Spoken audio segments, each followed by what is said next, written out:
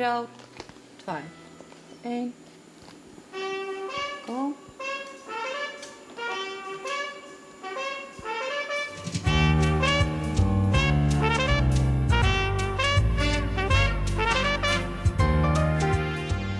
Svo var hugmyndin svo, við einkavæðum þetta allt og þá fara einhver markaðslögmál að gilda.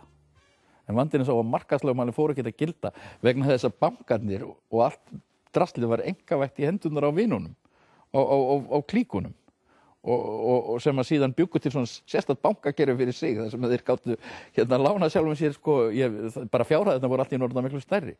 Þannig að við förum úr einu spillingarkerfi sem var svona ríkisvætt í raun og veru, yfir í annað spillingarkerfi sem það sem ríkið reyndar gefur upprunalega, en var þó þannig á endanum að í rauninni ríkið var búið að afhenda öll völd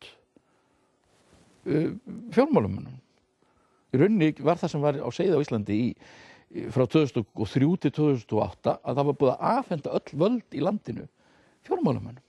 Landsbankanum var úthlutað til eigendahóps sem að tryggði að þeir væru í góðu talsambandi við flokkin eins og það var orðað snilldarlega á sínum tíma, og síðan var Kjartan Gunnarsson framkvæmdastjóri Sjálfstæðisflokksins settur að veði fyrir þeim tengslum sem varaformaður bankaráðs. Hinn hópurinn, S-hópurinn, hann heitir S-hópur af því hann er kenndur við SÍS, það voru mennirnir sem stálu Samvinnusjóðnum og mennirnir sem hafa hirt eigur kaupfélagana og mennirnir sem hafa notað pólitík til þess að purkunarlaust að auðga sjálfir, eins og Finnur Ingólfsson. Þeim er úthlutað, það sé, í tengslum við Framsóknarflokkinn, þeim er úthlutað Búnaðarbandinn Kaupþing.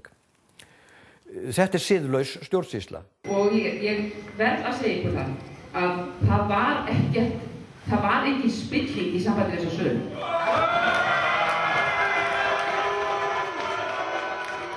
Við áttum peninga fyrir því og við ætluðum að koma að borga þetta fyrir reiðufé. Svo einhvern veginn tekur einkavæðingin með furðulegan pól í hæðina og fer alveg á skjön við það að það á allt í einu að hlaupa til að selja hinn bankan og þá ekkert að hleypa erlendu fjárfestum inn og það er bara einhver hópur búinn til þarna, pólitískur, sem á að kaupa bankan. Og hann fekk lána fyrir öllu sínu. Þegar við komumst á snóður í það, þá segir það er nú ekki alveg mjög hugulegt að bjóða manni við að borga í reiðufé og hinn er að fara að lána það. Þannig að þetta varð einhvers konar afsprengi sem að hlausta því þegar Búnaðarbanki seldi það. Okkur þótti það vera mjög ójafn leikur eða menn gætu komið og bara elt allt sem við vorum að gera og fengið lána fyrir öllu og þykjast vera með sömu burði til að eignast bankan og peninga bak við sig og við. En ég ætla að segja ykkur það að allavega Búnaðarbankinn var seldur hæstbjóðanda. Það var hins vegar orkaði tvímælis með Landsbankann, en einhvað síður mælti þetta erlenda ráðgjafarfyrirtæki með því að Samson keypti. Við þurfum að ljúka þessu. Við þurfum að náttúrulega tími, en þegar kemur svona fullyrðing sem að ég get ekki sagt mig við að sitja undir öðru sinna fásvarið, þá verð ég að gera það. Stjórnmálavaldinu var beitt til þess að úthluta verðmætum, alveg eins og það var gert með úthlutun kvótakerfisins fyrir ekkert. Forræði þessara flokka er beitt til þess að úthluta verðmætum í hendur þeirra sem flokkarnir hafa velþóknun á. Þetta er Ítalía. Þetta er spillt þjóðfélag, spillt stjórnsýsla.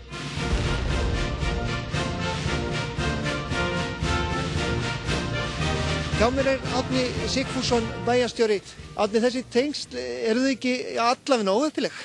Nei, ég held að það séu bara mjög eðlileg og þetta er náttúrulega bara að verða farsi. Hér að baki okkar er hús sem að þjóðkirkjan er að kaupa og forsvarsmaður þjóðkirkjunar er biskupinn og hann er trúbróðir minn, þannig er það ekki orðið sama vandamál. Þetta er ekki sanngjörn gagnrýni og það er greinilegt að menn eru að seilast ansi langt. Þeir eru að reyna að tengja það að Þorgils Óttar skuli jú vera bróðir fjármálaráðherra og af því að hann á í fyrirtæki sem er að bjóða hér í eignir sem er bara mjög eðlilegt. Þetta er lítið samfélag og þessi hlutir hafa nú gerst í gegnum tíðina. Það er ekkert að því og það er engin tengl sem að við höfum verið að lesa í það. Og ég meina, svona hefur þetta alltaf verið á Íslandi og ég einhvern veginn óttast það, ef við erum ekki á varðbergi, sérstaklega varðandi það að það sé allt opið hvað er að gera til dæmis í ríkisstjórninni, í bönkunum, varðandi það verið að endur útdeila auðæfum Íslands í raun og veru. Í raun og veru bara verið að stokka allt upp.